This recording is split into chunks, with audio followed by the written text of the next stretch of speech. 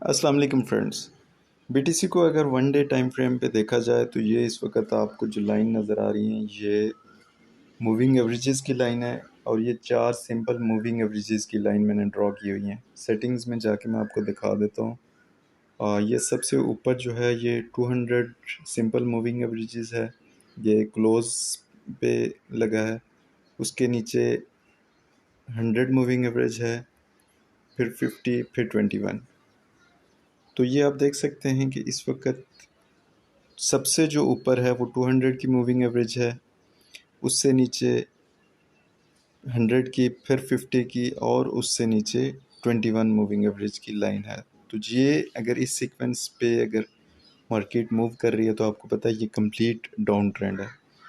उसके बाद नीचे आप देख सकते हैं कि ये मैंने मैकडी को इनेबल किया हुआ है। तो मैकडी में आप देख सकते हैं कि बेस लाइन से जो हिस्टोग्राम है वो ऊपर हैं, लेकिन वो अपनी स्ट्रॉन्गनेस को खो चुके हैं और ये हल्के होके नीचे बेस लाइन की तरफ जा रहे हैं। तो हो सकता है कि ये अगर मैकडी की लाइन सिग्नल लाइन को क्रॉस करके नीचे की तरफ आ जाती है तो फिर अगर हिस्टोग्राम नीचे बनना शुरू हो जाएंगे तो बीटीसी की वैल्यू मज़ीद नीचे आ सकती है। लेकिन राइट नाउ आप देख सकते हैं कि BTC 21 मूविंग एवरेज को एज अ सपोर्ट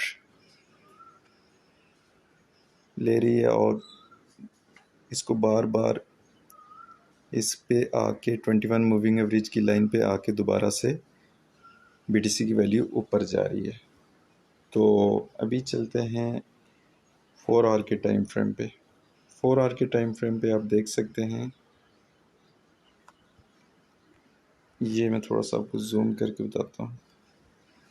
उससे पहले ट्रेंड लाइन को भी हम ड्रॉ करते हैं।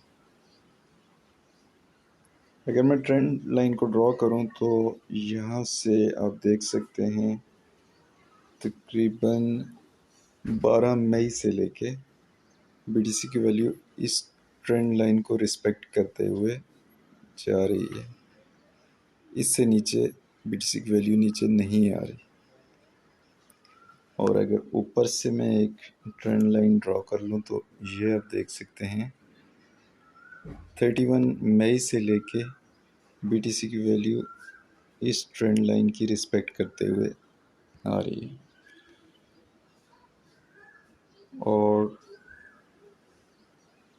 ये आप देख सकते हैं कि ये एक हमारे पास पैटर्न मिला है जो कि मैं फर्दर इसको मज़ीद क्लियर करके आपको बताता हूँ।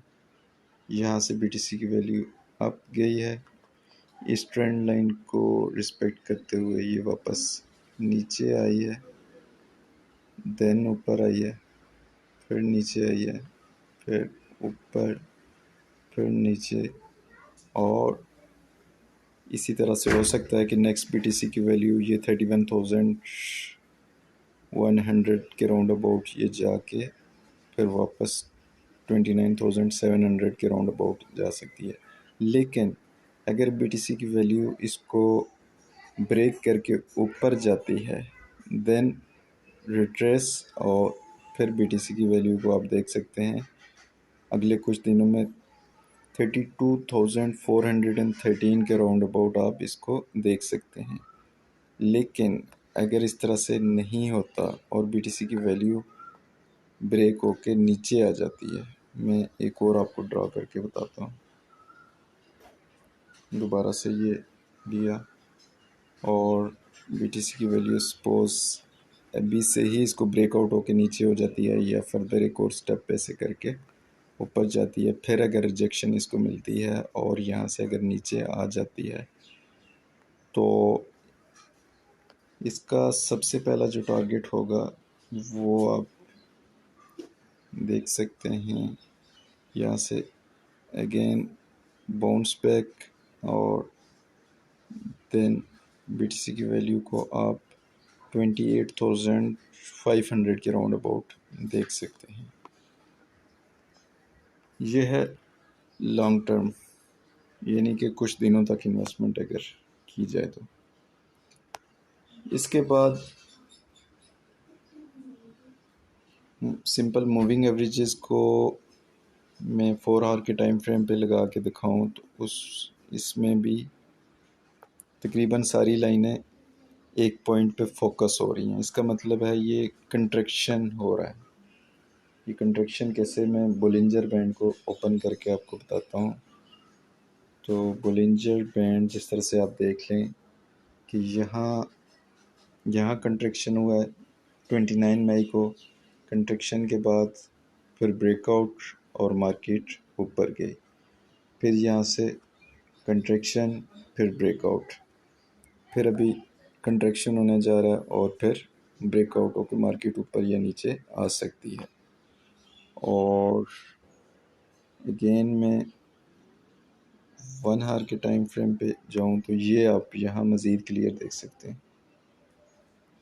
ये जून के स्टार्ट में कंट्रैक्शन हुआ, फिर ब्रेकआउट, उसके बाद फिर अभी कंट्रैक्शन हुआ, यानी कि बोलिंजर बैंड की ऊपर वाली लाइन और नीचे वाली लाइन दोनों बहुत ही आप देख सकते हैं कि नज़दीक आई हुई है।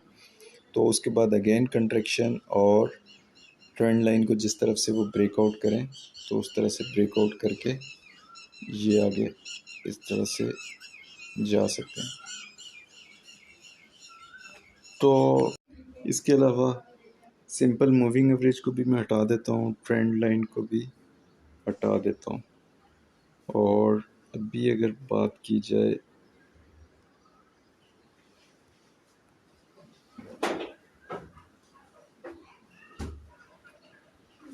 फिब रिट्रेसमेंट की, तो फिब रिट्रेसमेंट मैं आपको लगा के दिखाता हूँ। इससे हमें मज़ीद आइडिया हो सकता है कि फ्यूचर में मार्केट किस तरफ जा सकती है। तो यहाँ आप देख सकते हैं कि अगर BTC की वैल्यू अपने लेवल से मज़ीद नीचे आती है तो इसका अगला टारगेट हो सकता है 28,500 के राउंड अबाउट आ सकता है, जो कि पहले भी इसका रेजिस्टेंस रहा है। ये आप माजी में भी देख सकते हैं कि 28,500 को एज ए सपोर्ट इसने लिया है। लेकिन आप अगर एक पेंडिंग बाय ऑर्डर लगाना चाहते हैं तो थोड़ा सा ऊपर करके आप 28,700 के राउंड अबाउट या फिर 750 के राउंड अबाउट एक पेंडिंग बाय ऑर्डर लगा सकते हैं, ताकि BTC की वैल्यू जब भी इस लेवल पे आए तो यहाँ से आप परचेज कर सकते हैं। या फिर अभी आपने अगर परचेज किया है या आपका ट्रेड रनिंग में है तो आपका टारगेट ये हो सकता है 30,471, देन ये वाला टारगेट 30,800, देन 31,150 के राउंड अबाउट आपका टारगेट हो सकता है। फिब रिट्रेसमेंट के अलावा अब जो है बड़े टाइम फ्रेम पे, यानी कि 4 आवर के टाइम फ्रेम पे ही मैं आपको इसके सपोर्ट्स और रेजिस्टेंस लगाने का तरीका बताता हूँ। तो उसमें सबसे पहले हॉरिजेंटल लाइन को आपने इस तरह से करके जहाँ ये पॉइंट ज़्यादा मिलते हैं वहाँ आप ये लगा सकते हैं। इस पॉइंट पे आप देख सकते हैं कि BTC की वैल्यू जब भी इस पॉइंट पे टकराती है, ये एक लाइन नहीं होती बेसिकली, ये एक लेवल होता है, ये एक जोन होता है। ये जस्ट आप ये नहीं कंसीडर करेंगे कि 30,619 पे ही इसका रेजिस्टेंस है, बल्कि ये एक जोन है। यहाँ से 600 580 तक भी इसकी वैल्यू नीचे जा सकती है और 30,700 समथिंग भी हो सकता है। ये एक जोन मार्क किया जाता है, क्योंकि आप ये देख सकते हैं कि यहाँ भी इसकी वैल्यू को एज ए रेजिस्टेंस फेस करना पड़ा है। यहाँ भी अगेन फिर यहाँ और ये काफ़ी बार यहाँ एज ए रेजिस्टेंस फेस करना पड़ा। देन फर्दर हम इसको अगर इस लेवल को ब्रेक कर जाता तो अगला टारगेट हमारा यहाँ हो सकता है। सपोर्ट की बात की जाए तो पहला हमारा सपोर्ट ये हो सकता है और दूसरा सपोर्ट हमारा, अगर BTC की वैल्यू यहाँ इसको मेंटेन नहीं कर पाती तो ये भी हमारा सपोर्ट हो सकता है। और ये देखें, यहाँ भी BTC की वैल्यू बार बार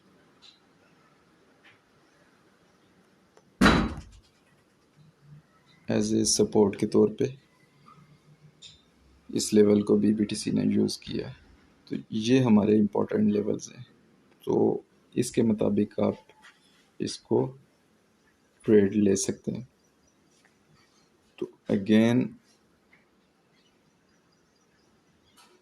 वन डे के टाइम फ्रेम पे देखते हैं, तो वन डे के टाइम फ्रेम पे इस तरह से आपको यही लेवल्स नज़र आ रहे हैं, और इसको आप ट्रेडिंग के दौरान 30 मिनट्स या फिर इससे भी छोटे टाइम फ्रेम पे इस तरह से रख के आप फिर इसको ट्रेड ले सकते हैं। तो मैं स्पॉट ट्रेडिंग रिकमेंड करूँगा, कभी भी फ्यूचर ट्रेडिंग को रिकमेंड नहीं करूँगा। लेकिन अगर आपने फ्यूचर ट्रेडिंग करनी ही है तो 2x से ज़्यादा आपने ट्रेडिंग नहीं करनी, क्योंकि आप देख सकते हैं कि BTC की वैल्यू माजी में भी तकरीबन 69,000 से गिर के 29,000 या फिर 29,000 या इससे भी नीचे आई है। तो ये ऑलमोस्ट इसका हाफ से भी नीचे आ गई है। तो इवन कहने का मकसद ये है कि अगर 2x पे ट्रेडिंग कर सकते हैं तो आपका अकाउंट लिक्विडेट हो सकता है।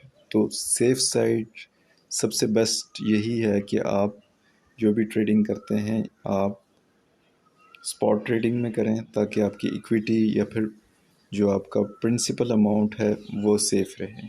इथेरियम की बात की जाए तो इथेरियम इस वक्त लगातार लोअर हाइज बनाता जा रहा है। तो यहाँ आप देख सकते हैं, अगर मैं एक ट्रेंड लाइन ड्रॉ करके दिखा दूँ तो सिंपल मूविंग एवरेज को हटा देते हैं। तो यहाँ आप देख सकते हैं कि यहाँ इस ट्रेंड लाइन को टच किया, अगेन यहाँ टच किया, फिर यहाँ टच किया, फिर यहाँ टच किया, तो इसको ब्रेक करना इसके लिए काफ़ी मुश्किल है। तो नेक्स्ट ये अगेन अब कर जब इसकी वैल्यू अप होती है तो ये इसका फेस करना पड़ेगा, इसको यहाँ तकरीबन 1850 के राउंड अबाउट इसको एज ए रेजिस्टेंस फेस करना पड़ेगा। अगर इसको ब्रेक कर लेता है तो इसकी आगे रेजिस्टेंस होगी 1900 के राउंड अबाउट इसका एज ए रेजिस्टेंस फेस करना पड़ेगा, और इसका सपोर्ट लेवल 1750 के राउंड अबाउट होगा। तो इस तरह से आप फ्यूचर में इसके ट्रेड ले सकते हैं और इसको आप ट्रेडिंग के दौरान इम्प्लीमेंट कर सकते हैं।